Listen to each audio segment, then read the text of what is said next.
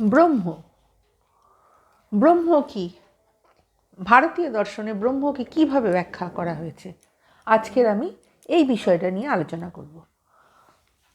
পরম তত্ত্বকে দুদিক থেকে প্রত্যক্ষ করা যেতে পারে, বস্তুগত দিক থেকে, আরেকটা মনোগত দিক থেকে। বস্তুগত দিক থেকে যখন দেখা হয় তখন পরম তত্ত্বকে ব্রহ্ম বলা হয়। ব্রহ্ম শব্দ বৃহধাতু থেকে উৎপন্ন হয়েছে, যার অর্থ হলো বর্ধিত হওয়া বা বিবর্তিত হওয়া।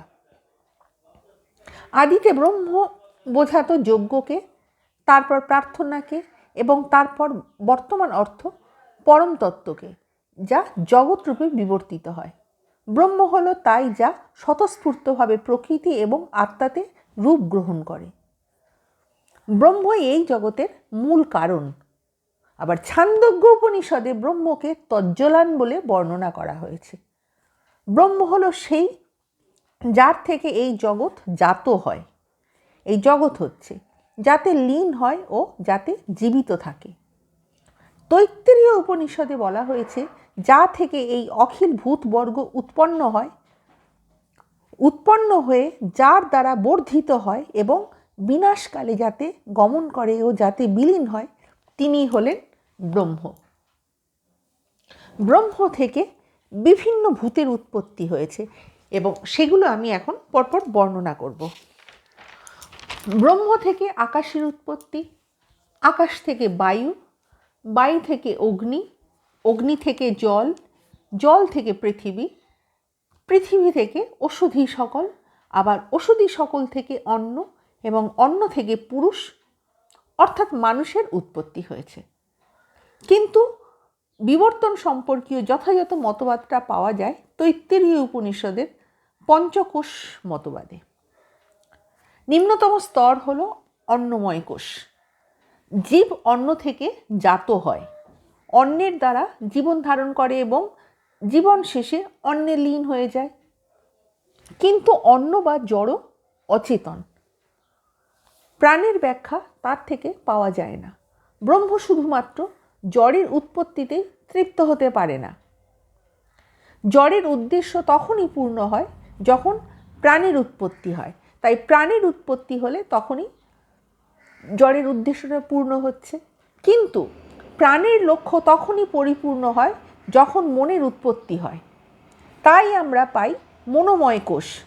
কিন্তু মন বা প্রত্যক্ষ গ্রাহ্য চেতনা মানুষ ও পশু উভয়ের মধ্যে বর্তমান রয়েছে, আমরা সেটা বাস্তবে লক্ষ্য করতে পারি। এই চেতনা পশুর মধ্যে রয়েছে সহজাত প্রবৃত্তি ও পরাবর্তক ক্রিয়ার স্তরে। কিন্তু মানুষ শুধু চেতন নয়, আত্মসচেতন। তাই বিবর্তনের চতুর্থ স্তরে আমরা পাই বিজ্ঞানময় কোষ। কিন্তু পশুদের মধ্যে সেই আত্মসচেতনতা নেই, কিন্তু পশুদের মধ্যে দেখা যায় যে চেতনাটা রয়েছে। মানুষই কেবলমাত্র এই বিজ্ঞানের অধিকারী, কিন্তু এটাও আবার যথেষ্ট নয়। এরপরেও এক উচ্চতর অভিজ্ঞতা রয়েছে যার নঙর্তক আভাস এই ব্যবহারিক জীবনে আমরা লাভ করি এবং যাকে বুদ্ধি দ্বারা ব্যাখ্যা করা যায় না। এই স্তর হলো আনন্দের স্তর, যেখানে জ্ঞাতা জ্ঞেয় আত্মা অনাত্মার কোনো ভেদ নেই। জ্ঞাতা জ্ঞান এবং জ্ঞেয় এই তিন অতীন্দ্রিয় ঐক্যের মধ্যে মিলিয়ে যায়। ব্রহ্ম যা পরম তত্ত্ব, সকল কিছুর আশ্রয় হয়েও সকল কিছুর ঊর্ধ্বে। সুতরাং ব্রহ্ম সব কিছুর ঊর্ধ্বে। আমরা অনেক কিছু পরপর দেখছি, কিন্তু সেখানে দেখা যাবে ব্রহ্ম সব কিছুর ঊর্ধ্বে, কোনো কিছুই হারিয়ে যায় না। যা নিম্ন তাই উচ্চস্তরে উন্নীত হয়। জড় প্রাণে, প্রাণ মনে, মন বিজ্ঞানে, বিজ্ঞান আনন্দে হারিয়ে যায় না। সব কিছু জুড়ে ব্রহ্মের অস্তিত্ব রয়েছে।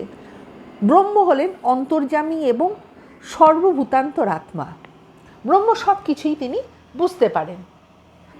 রথচক্রের নাভিতে এবং নেমিতে যেমন সব চক্রশলাকেই সন্নিবিষ্ট থাকে, ঠিক তেমনি সকল প্রাণী, সকল দেবতা, সকল লোক, সকল ইন্দ্রিয় এবং সমস্ত জীবাত্মা এই পরমাত্মাতে সমর্পিত হয়ে রয়েছে।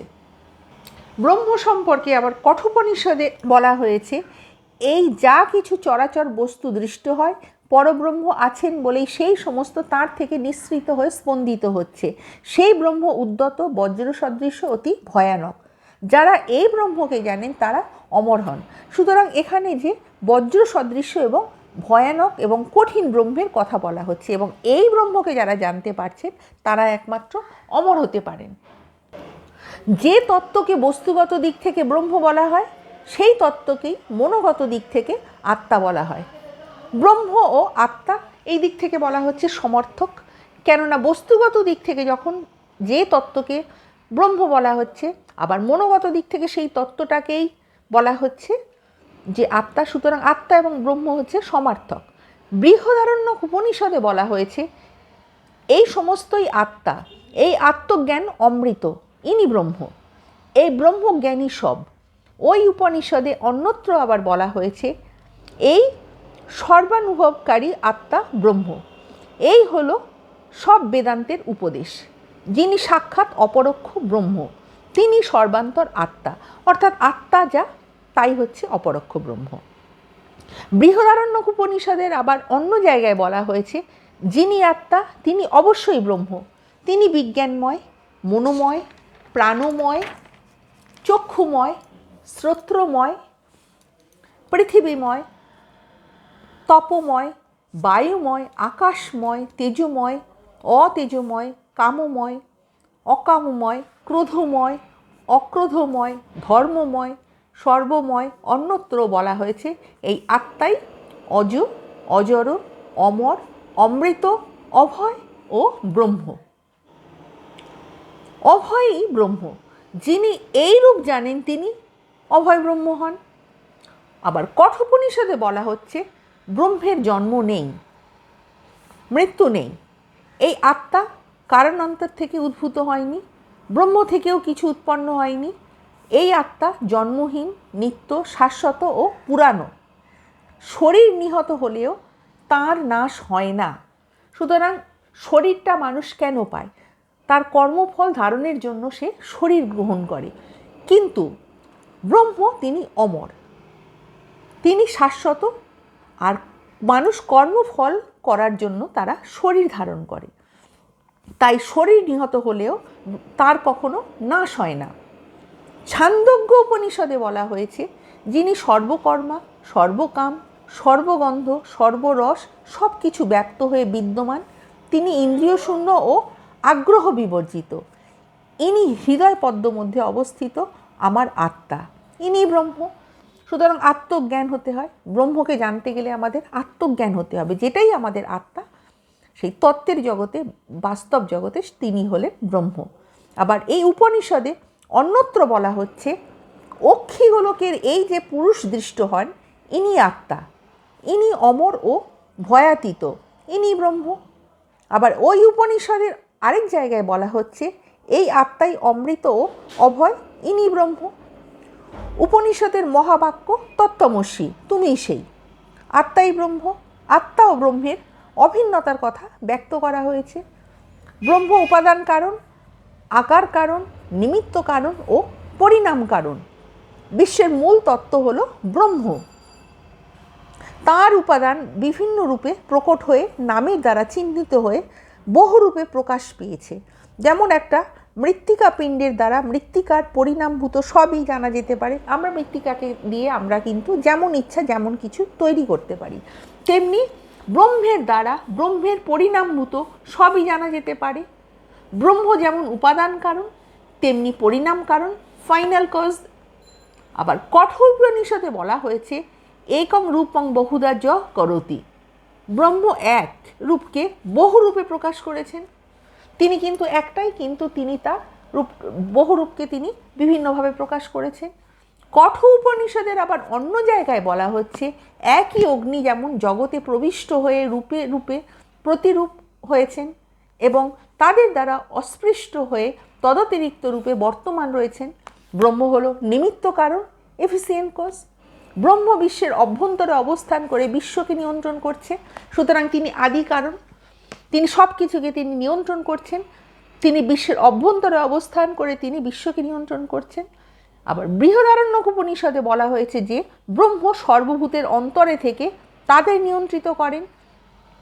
সুতরাং মানুষের যে অন্তরে যিনি অন্তর্যামী, তিনি ব্রহ্ম, তিনি আত্মা, তিনি মানুষকে তিনি নিয়ন্ত্রণ করছেন। সর্বভূত তার শরীর স্বরূপ। ব্রহ্ম পরিণাম কারণ, ফাইনাল কজ। ব্রহ্ম রসস্বরূপ, মানে যে আসল যে বিষয়টা, আসল যে জিনিসটা, সেটাই হলো ব্রহ্ম। জীব সেই রসকে লাভ করেই আনন্দিত হয়। তৈত্তরীয় উপনিষদে বলা হচ্ছে, সৃষ্টির পূর্বে এই নাম রূপে অভিব্যক্ত জগৎ অব্যাকৃত ব্রহ্মরূপেই ছিল। সেই অসৎ শব্দবাচ্য ব্রহ্ম থেকে এই নামরূপে অভিব্যক্ত জগৎ উৎপন্ন হলো। সুতরাং ব্রহ্ম হলো আদি, তার থেকেই সব কিছু উৎপন্ন হচ্ছে। তিনি হচ্ছে আদি কারণ।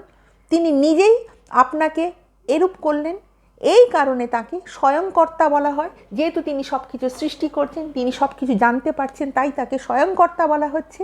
যিনি স্বয়ংকর্তা তিনি রসস্বরূপ। জীব এই রসকে লাভ করেই আনন্দিত হচ্ছে। আমার ভিডিও তোমাদের ভালো লাগলে লাইক, কমেন্ট, শেয়ার এবং সাবস্ক্রাইব করতে ভুলো না। নেক্সট টাইম আমি আরও একটা নতুন ভিডিও নিয়ে তোমাদের সামনে উপস্থিত হব।